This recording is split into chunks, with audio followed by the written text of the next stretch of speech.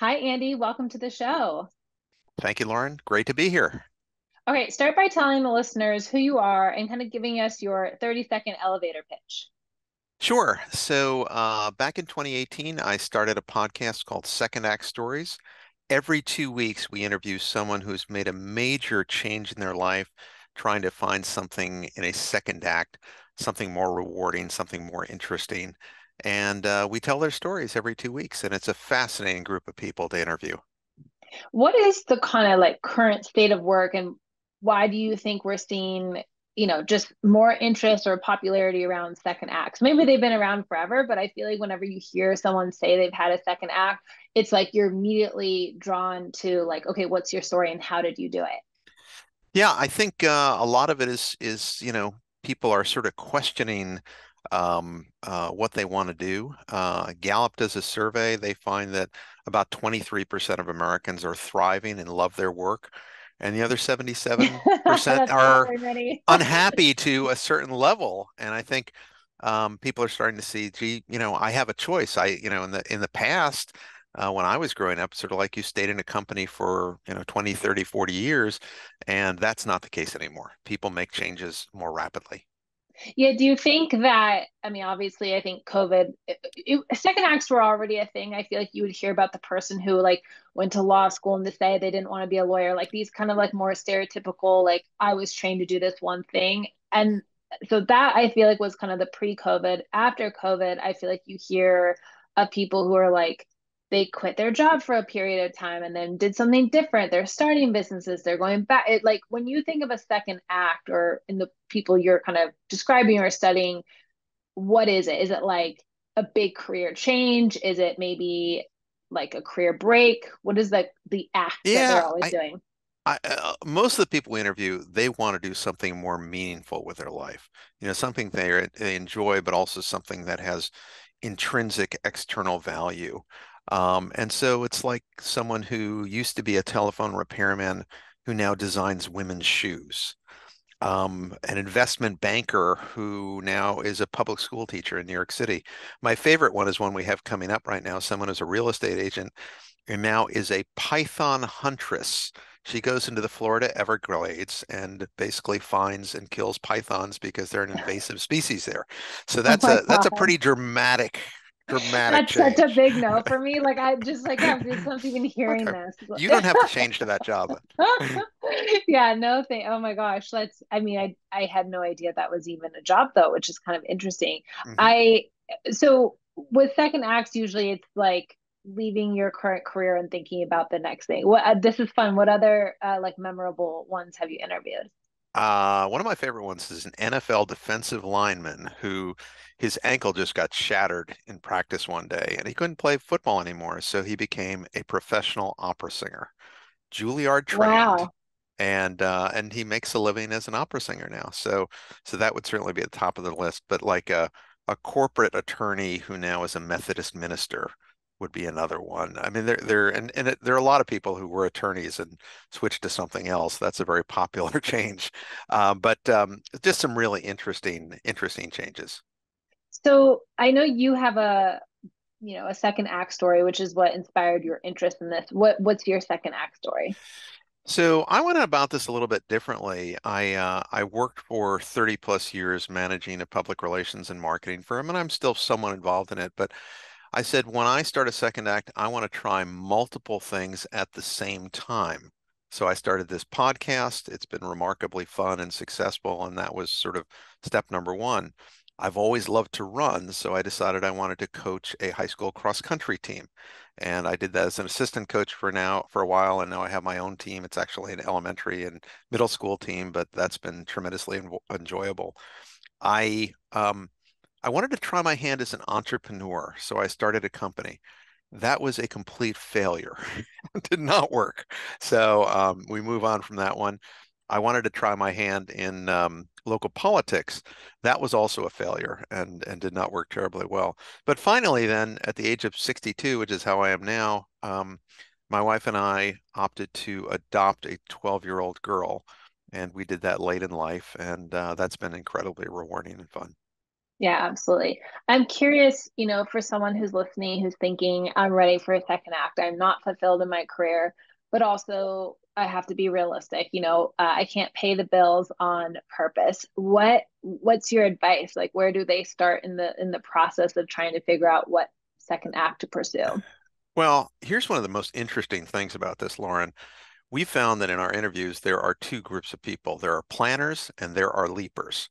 So the planners do things like do an internship, start a side hustle, go back to school, take a few classes, that sort of things. And they're about 80% of the group we interview. The leapers just quit one day. They have no plan. They've saved no money. They have no idea what they're going to do next, but they quit. Here's the interesting thing. There's no evidence that one path is better than the others. You might think that the planners have the edge, but the people we've interviewed, the leapers turn out generally just fine as well. So, but if you're not a high risk person, certainly doing something to facilitate your change, whether it be one of those things like an internship or a side hustle or taking courses or just interviewing people who are in the field you want to go into, those are all good steps to take. Yeah, absolutely.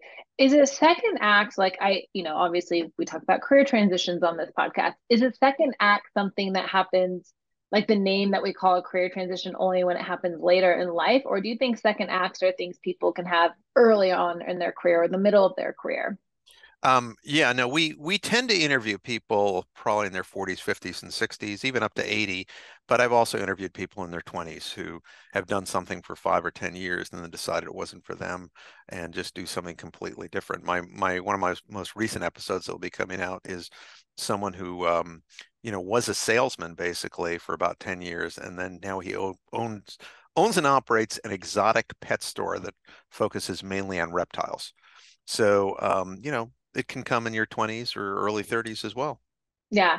I'm curious to like with the people you've interviewed, obviously you kind of see like pillars or stages that they go through. What Mhm. what are the stages that you watch people go through when they are starting the second act and getting to the other side of it? For about 40% of the people we interview, trauma is the trigger. So I believe this. something tremendously bad happens. It might be a divorce, it might be the loss of a loved one, it might be an illness, but something hits them and says, gosh, if I'm going to make a change, I better do it now. And they make that change. So for 40%, they're sort of jolted into a second act. Now you don't need to have a trauma to pursue a second act, but that's what happens, a good chunk of the time. For the others, it's more done over time in terms of, I'm going to think about this and pursue it. Although once again, there are a certain amount of leapers. But then there's this phase of for a lot of people doing sort of two jobs at once, or trying to balance the two things, and then eventually their second act gets to a point where they're financially able to make the change. But it's different for everyone. It's hard to put them all in one category. Yeah. And then what are the stages after trauma? So I think you had mentioned it's looking back to your childhood for inspiration. How does that inspire, what to do for your second act? Once again, I'm a numbers guy. About 30% of the people we interview go back to something in their childhood that they enjoyed. There's a great second act story we did of a guy who, as an 8-year-old, he loved to knit and crochet, and he was told, early on, hey, boys don't do that. Boys don't knit, boys don't crochet. So he stopped doing that for 30 years, and then in his early 40s, he went back to it, found he loved it, so he opened up basically a store that specialized in that, and that would be an example of going back to your childhood, but also someone who you know became, at the age of 59, opened up her own Persian restaurant and was remarkably successful after having learned Persian cooking from her mom in her early stages. Um, Another stage I would just mention beyond looking back to your childhood is to expect barriers. There are lots of barriers. A second act is never easy.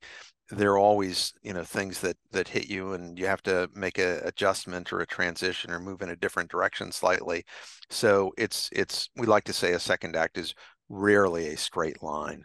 So that would certainly be another change. And the need to be flexible is very important. Yeah, absolutely. I feel like it's similar to the advice, and maybe these are so similar. This is why, but like when you're making a career transition, it's like I always tell people you can be really set on what your goal is, but you have to be flexible on how you get there because you can't always control that Ha perfectly. have totally got to be flexible. Couldn't agree more. When it comes to a second act, I mean, what tips and advice would you give someone who would like to avoid as much barriers and discomfort as possible? Is that possible? Like, what's a good place to start? Should they find other people who have made second acts and try to learn from them? I think finding a mentor, or it could be a group of mentors, is really, really important. Someone who's been down the path that you are looking at going is a really good step, and they can warn you of some of the problems and some of the difficulties and save you a little bit of heartache. So finding someone who can mentor you is a great step to pursue. I'm curious too. So we just had someone on the show. She wrote the book, The New Happy, and one of the things that she learned in her research was that what truly makes people happy is actually helping others. Do you find that part of the second act is that people are unfulfilled in their current job, maybe because they're missing some of these key things that they have found that drive happiness, aka relationships, purpose, autonomy, Yeah. working with others, helping others. Like I was thinking about the fact that like you're coaching a lacrosse team. Like, do you think that like I guess in a way what I'm asking is there a way to maybe avoid this like whole second act thing if we could get the first act right? Are we picking the wrong first act? Yeah, I think people sometimes end up in a career path. They think they love something, they think they love the law, and they're going to be, fighting for justice and that sort of thing. And then they find out they're, in That happens a a lot. corporate Yeah. law firm or something like that. And there's, fighting for justice is not fighting for money is what it's all about. And so, yeah, it'd certainly be nice to get it right the first time right out of the gate. And some people do that, but I think that's the vast, vast majority. And a lot of times when you're 18 or you're 22 years old, you have no idea what's going to bring you joy and what's going to bring you purpose. And you have to go through the first stage to try it. There's one guy I interviewed. He was a CEO of Procter and Gamble Prestige, huge, huge company, big, lots of brands and that sort of thing. What brought him joy was playwriting. And he considered the work at Procter and Gamble to be his first act. And when he completed that and retired from that, he now has his second act, which is doing what he loves, which is playwriting. So, but he said if I relied on this in my first act, I'd be starving because I can't make any money at playwriting. So Yeah, that's so when I think of like a stereotypical second act, I think of the person who made enough money that money isn't necessarily the thing that they have to like their second act doesn't have to financially support them. It's more something that you want to do, not something you necessarily have to do, which I think is it the challenge sometimes with second it it act. it, it helps a great deal if you're financially secure. If not, can you find a job that offers you both a paycheck and purpose? Yes, there are opportunities out there. But one of sort of our last tenet that we like to say is that money is no substitute for purpose. And there are a lot of people that, no matter how much you get paid, however big your check is, whatever your bonus is, you're still not going to be happy if your life lacks purpose. Yeah, I guess what's the best way to kind of find a way to have those two things. Obviously, we need money to live. Without enough money, when you lack, security and safety, that causes a whole other set of issues. But at the same time, no one wants to be working a job where, yeah, it's soul sucking. I mean, it's what's your advice for trying to find the middle ground of that? You need to have very wealthy parents. That's the key. Yeah, uptown Now, baby. assuming you don't have that, there are certain trade-offs you're going to have to make. And for some people in that first act, that is an opportunity to make money, to save money, which then allows you to do something perhaps a little less lucrative, but Mhm. fills you with great joy. Of the 147 episodes we've done, 146 people are wildly happier in their second act than their first act. The one that is not was an interesting one is a guy who made the move from being a police officer to being a corporate executive. And Mm, what he learned when he made the leap, and this was a job that was going to offer him twice the pay, better hours. He wouldn't be risking his life on a daily basis. But what he found is he loved being a police officer. He didn't realize how much he loved it until it was gone. And he loved helping people. And when he made the move to corporate America, yes, he made a lot more money, but he lacked the purpose that he found in being a police officer. yeah, absolutely. I think it's just a reminder that careers are sort of long, not linear. They ebb and they flow. And I guess if you could look back now as someone who had a career, like a long career in one place for a long time, what would your advice be that people should be switching careers more often? Do you think that would help kind of I not yeah, create this dramatic move? I think more frequent career shifts or at least trying different things and new things. It's very easy to get set in the same job. That said, for me personally, I loved what I did for a long time, but after doing it for 30 years, it was kind of like, all right, I'm ready for a new challenge. I'm ready for something a little bit different. And that's what my second app provided me with. Yeah, absolutely.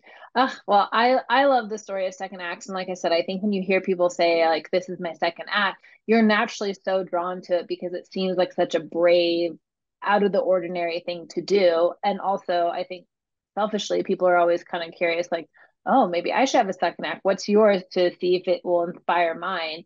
So it's fantastic that you have a podcast where you're doing the work for people and they It can kind of go and do that. it takes a great deal of courage to whether you do it in a planned manner or whether you do it by leaping, to actually, make the change takes a great deal of courage. And but what I have learned is, of all these episodes, when they people do make that leap, they are wildly happier. And and they're nothing. It's not like everything's perfect, but Right. they just they have a much more fulfilling and better life and more rewarding and meaningful life, based upon making the change that they made. So I certainly encourage people to try to figure out what you want to do next when you've had enough of the first act or have enough of whatever you're doing. But don't be scared to take the leap. I think there are a lot of people that, are nervous and worried about what would happen. Generally we find that the leap is worth the effort.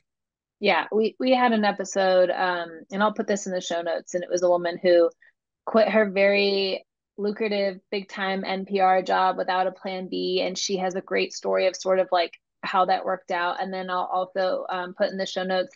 Um, we interviewed the author of The Good Enough Job, and that was something that he kind of saw in his research as well, was people sort of leaving these quote dream jobs and kind of forming new relationships. And I think part of your podcast also, and what these all have in common, is really also your relationship with work and kind of changing that expectation. And that that can be a little bit of a tricky thing. So much of our identities is tied to that, but part of a second act, I think, is also reclaiming your life from your career a little bit. So there are a lot of lessons there for sure. Yeah, no, it's been a fascinating journey just to interview all these really super interesting people, and my life is much richer based upon the people I've met with this. I'll mention perhaps the last one that was just kind of interesting that I just did about 2 weeks ago. I interviewed someone in Washington, a woman who lost her son, 8-year-old son, to a stray bullet, Mm, and very difficult situation, but in her second act, she is basically committed her life to becoming a violence interrupter and basically trying to ensure that gun violence is maybe not eradicated but reduced in the Washington area. She also has put together a group called the Strong Ass Mothers, which are mothers who have lost a son or daughter to violence, and it's a support group. yeah. So, I mean, just all the spectrum of people that we've interviewed. It's a fascinating group of people. Yeah. Well, for anyone who is thinking about their second act, we'll link to Andy's podcast in the show notes as well. Andy, where else can people find you and follow you if they want to learn more about second acts? We're certainly on YouTube, LinkedIn, Facebook, Twitter. Not Instagram yet, but anyway, we're certainly any of those places and on our website, which is secondactstories.org. So Awesome. we'd love to have you follow and check out the podcast. And I will also link to, you did TEDx talk about this, so I'll also link to that in the show notes. The TEDx talk was the art of the second act, and it was stressful to do, but I'm very glad I did it. So yes, Yeah, I can imagine. All right. Thanks, Andy, so much for joining the show. thank you, Lauren.